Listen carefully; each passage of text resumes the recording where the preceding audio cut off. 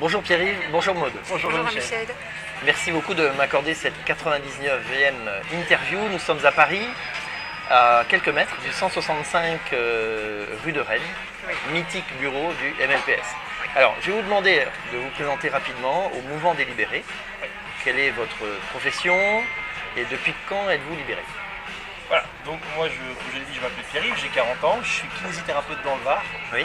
Et j'ai donc décidé de quitter le système de cotisation obligatoire le 1er janvier 2014. Ok. Maud? Donc moi je m'appelle Maud, je suis l'épouse de Pierre-Yves. Je ne suis pas encore libérée, Oui. ça ne saurait tarder. J'ai 30 ans et je travaille avec Pierre-Yves. D'accord. Bon, vous avez 2 enfants. Oui.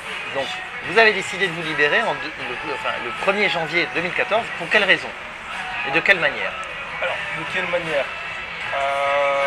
Bon, Très rapidement. très On a rapidement. vite pris Comme la je décision. disais, j'ai décidé de me libérer, pas pour m'enrichir, mais j'ai décidé de me libérer par nécessité. Tu n'en pouvais plus. J'en pouvais plus, oppressé par finalement ces cotisations obligatoires qui nous pourrissaient la vie. Donc j'ai donc décidé de franchir le cap pour essayer de survivre, tout simplement. Ok. Voilà. Bon, ça fait quasiment 2 ans.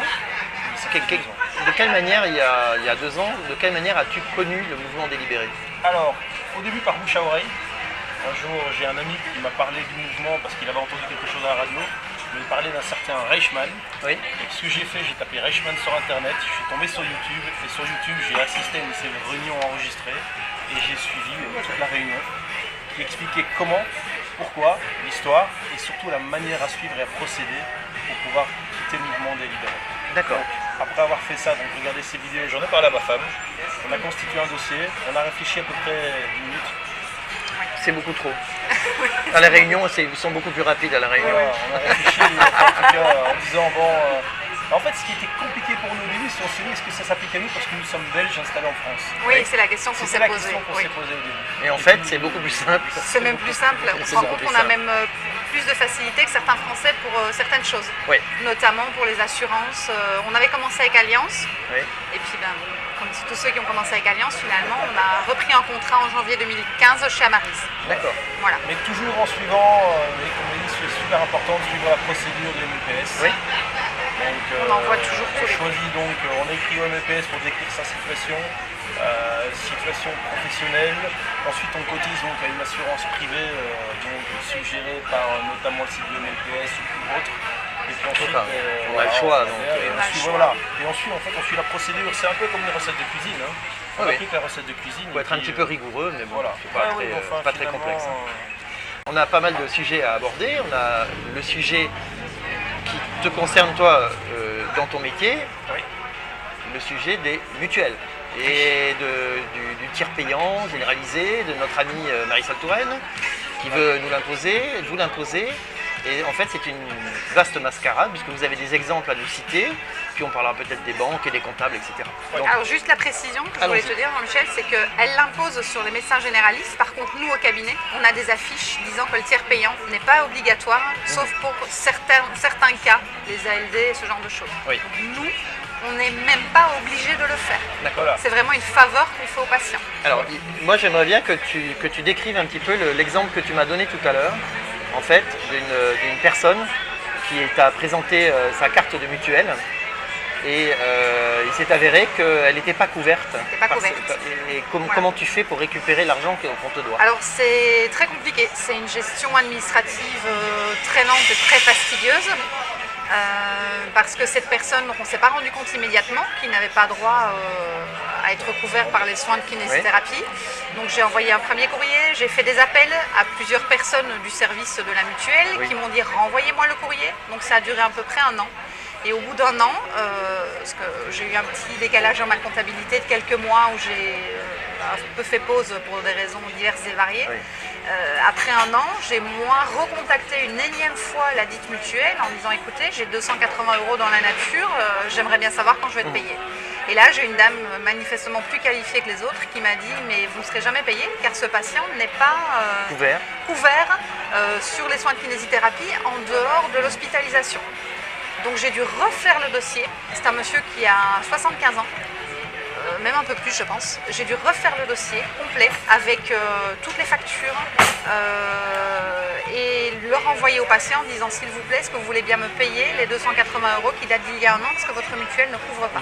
Il y a de fortes chances que je récupère jamais. Là, on est dans un cas un peu spécifique où la personne, effectivement, n'est même pas consciente qu'il n'est pas couvert pour ce genre de choses. Mais il y en a beaucoup qui ne sont pas conscients de ça. Il arrive très régulièrement qu'une mutuelle te mette des mois à te payer. Oui. La situation est tout à fait normale, Oui. le patient est tout à fait couvert, Tout à fait. mais toi tu vas attendre quasiment un an. Un an, oui. Donc en fait tu sers de banquier aux mutuelles. C'est ça. Il peut arriver qu'au bout d'un an de comptabilité, quand je fais mon décompte sur mon relevé bancaire, je vois un montant d'une mutuelle qui ne correspond pas à ce que j'ai facturé sur les 2-3 derniers mois. Oui. À ce moment-là, je suis obligée d'appeler la mutuelle Bien sûr, en de disant prendre le temps pour le faire en il plus. faut prendre le temps, il faut les joindre, ce sont des numéros payants, surtaxés, qui sont toujours overbookés. Donc je dois le faire sur mes heures, la pause déjeuner, ce genre de choses, parce que quand on a des patients dans le cabinet, c'est très difficile en plus d'appeler les mutuelles et de dire attendez, je vois pas. Et j'appelle ces mutuelles en disant voilà. À quoi correspond à ce quoi virement correspond ce montant. Voilà. Et là on me dit ah ben c'est monsieur ou madame XY et les soins s'aperçoit dataient que- de août 2014 voilà. Et là on est dans la 4e dimension parce que les comptables, enfin les bilans sont clôturés d'année en année. Donc moi je peux pas retourner voir sur l'année précédente. Dans cette histoire, c'est un peu pervers comme système parce qu'on se rend compte qu'on reçoit le patient en kinésithérapie, on fait ses séances de kiné, au bout des séances de kiné, on facture à la Sécu, la Sécu nous rembourse les soins de kiné quelques jours plus tard, donc on a déjà passé donc, le temps des 10 séances, plus le temps d'être remboursé. Et puis là on nage dans le vide et dans l'inconnu pendant, parfois certaines mutuelles paient très vite, mais d'autres on nage dans le vide et dans l'inconnu pendant par exemple un an. Et ça fait un an qu'on n'a pas récupéré ces Ce ne sous. sont pas des cas isolés, c'est très Non, régulier. C'est très régulier. Et alors parfois ce sont des petites sommes. Parfois ce ne sont pas des sommes colossales, mais mises bout à bout, ça fait des sommes colossales qui sont dans la nature. Ça fait, Ou les patients qui ne sont pas à jour dans leur carte vitale et qui ne présentent pas de carte vitale quand ils arrivent au cabinet. On a le cas avec une patiente, alors ridiculement elle nous doit 16,13 €. Ça fait des mois qu'on l'appelle pour qu'elle vienne payer. C'est pas grave 16,13 €, mais il n'y a pas qu'elle. Oui, bien sûr. 16,13 € plus 16,13 €, parce que la séance de kiné est donc de 16,13 € pour la rééducation d'un rachis, il faut le savoir, brut. Ouais. Ok. Voilà. Un autre exemple, on va parler de votre comptable. Bon, aujourd'hui, vis-à-vis de la libération, ça pose pas de problème, votre comptable? Notre premier comptable qu'on avait dans le Var nous a dit « Ouh là là, qu'est-ce que vous faites ?» nous a sorti le joli petit papier que tous ont reçu. le petit papier formaté. En disant « Vous ne pouvez pas… » Attention, vous allez être écartelé sur la place publique, Exactement. vous faites ce genre de choses. Flagellé sur la grande place de la honte. Voilà. Donc on a trouvé via le Facebook, via le site des libérés en comptable, Oui. qui travaille avec les libérés, qui accepte de faire notre comptabilité. D'accord. Bon. Il y a eu d'autres aléas, on ne va pas Il y a les eu d'autres évoquer. aléas qu'on ne va pas… voilà. On va dire, grosso modo, ça a été vraiment le bordel pendant pas mal de Oui, mois. en fait, il faut vraiment pouvoir accéder à des réseaux, se rendre compte Ouais. du temps Il qu'on faut connaît qu'on pas. discute et il faut qu'on puisse échanger effectivement sur pas mal de noms, ce genre de choses. Dans votre cas à vous, vous m'avez dit tout à l'heure, on vient à Paris, on vient à un salon justement pour acheter du matériel et on est tellement ric-rac qu'on ne sait même pas si on va pouvoir investir parce que au niveau de la banque, ils ne savent pas trop s'ils vont nous financer ou quoi. Donc c'est vraiment, la situation est complexe malgré tout. Ouais. Et vous avez un sentiment que vous avez exprimé, vous avez le sentiment d'être seul au monde. Oui. Ouais, c'est terrible. Ce sentiment-là, il est partagé par beaucoup de gens. Sachez que dans votre milieu, dans le milieu médical, il y a un nouveau syndicat qui va se faire connaître par notamment Sarah et Jean-Nicolas Boulenois. Donc je vous incite à faire vos recherches pour aller vers ce syndicat et vous aurez un entourage de personnes qui sont libérées, qui sont dans le même cas que vous et dans la même philosophie et vous allez vous sentir beaucoup moins seul. Voilà.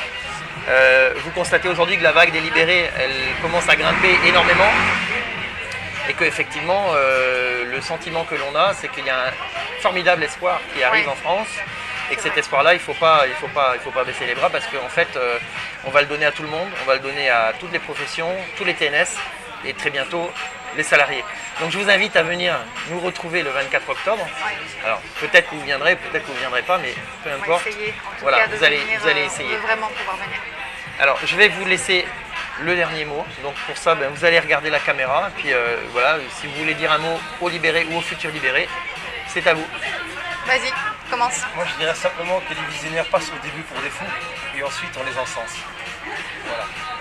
Et moi, je vais vous dire, libérez-vous, on se sent mieux, on se sent libre. Et c'est un sentiment de bonheur. Voilà. Pierre-Yves et Maud, merci beaucoup. Merci Jean-Michel de nous avoir accordé l'interview. Je vous en prie. À bientôt. À Au revoir. bientôt.